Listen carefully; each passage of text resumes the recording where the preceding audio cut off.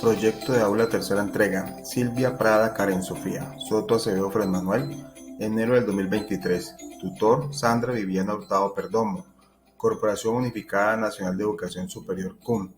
Escuela de Ciencias Administrativas. Administración Pública 51965. Colombia 2023. En el siguiente video explicaremos las funciones de la Corte Constitucional y la Procuraduría General de la Nación, en el cual indicaremos una de las decisiones que haya tomado en su ramo o de los procesos que haya adelantado. Muy buenas noches, mi nombre es Karen Sofía Silva. En esta ocasión vengo a exponer sobre la Procuraduría General de la Nación. Como sabemos, la Procuraduría es la entidad que representa a los ciudadanos ante el Estado. Es el máximo organismo del Ministerio Público que, en cumplimiento del ordenamiento constitucional, ejerce la supervigilancia de la conducta de los servidores públicos, la defensa del orden jurídico, el patrimonio público y los intereses de la sociedad, y vela por proteger los derechos humanos. Cabe resaltar que esto está plasmado en la Constitución Política de Colombia de 1991, exactamente en el capítulo 2 del Ministerio Público. Quiero que quede muy claro cuáles son las funciones como tal del procurador que nosotros tenemos, o como tal de la Procuraduría. Es vigilar el cumplimiento de la Constitución, las leyes, las decisiones judiciales y los actos administrativos. Asimismo, proteger los derechos humanos y asegurar su efectividad en el auxilio del defensor del pueblo. Defender los intereses de la sociedad e intereses colectivos, en especial el ambiente y sus funciones administrativas. Y asimismo tienen cantidades de sus funciones, pero como tal es vigilar un correcto funcionamiento de la parte económica como tal y que no se haya vulnerado ninguna clase de derecho. Asimismo, venimos a exponer el siguiente ejemplo. ¿Qué pasó en la Unidad Nacional de Protección? La Procuraduría inhabilitó por 8 años a funcionarios por autorizar pagos sin verificación de prestación de los servicios contratados. ¿Qué quiere decir eso? Cuando tenemos un contrato de prestación de servicios, hay un supervisor o un apoyo a la supervisión que tiene que estar completamente de acuerdo con todas las funciones que se le han otorgado y que él va a presentar en un informe mensual. Acorde a lo que yo acabo de exponer, en Bogotá, el 17 de noviembre del 2022, la Procuraduría General de la Nación sancionó con inhabilidad de 8 años a Edgar Mauricio Hernández, el cual fue particular que fingió como supervisor de varios contratos de la unidad que acabamos de hablar, por autorizar el pago de varias facturas en las que no se especificaron la fecha en las que se presentaron servicios por conceptos de suministros de esquema de seguridad. Adicional a su imposibilidad de contratar con el Estado por el término antes referido, el disciplinado tendrá que pagar una multa equivalente a 80 salarios mínimos mensuales legales vigentes al momento de la comisión del hecho, es decir, 47 millones aproximadamente lo que tiene que pagar.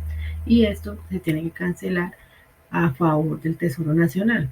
Y obviamente pues eso es mínimo a comparación de lo que él pues firmó, y pues me imagino que habrá tenido sus eh, favoritismos y prendas que le habrán dado a él. Y asimismo pues podemos decir que la falta cometida por el señor Hernández fue calificada de forma definitiva como gravísimo, a título de culpa gravísima, y esto pues conlleva a una cantidad de problemas legales que él tiene que responder, tanto legal como financieramente. Listo, muchísimas gracias, muy amables.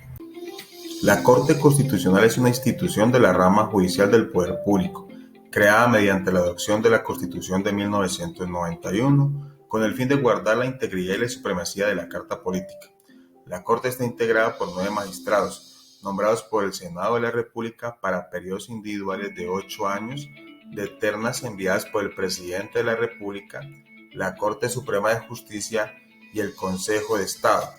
La Corte Constitucional fue instalada el 17 de febrero de 1992 por el entonces presidente César Gaviria Trujillo.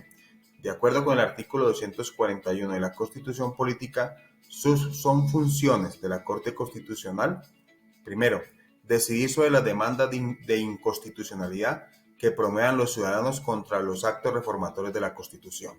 Segundo, decidir con anterioridad al pronunciamiento popular sobre la constitucionalidad de la convocatoria a un referendo o una asamblea constituyente para reformar la Constitución. Tercero, decidir sobre la constitucionalidad de los derechos sobre las leyes y de las consultas populares y plebiscitos del orden nacional. Cuarto, decidir sobre las demandas de la inconstitucional que presenten los ciudadanos contra las leyes.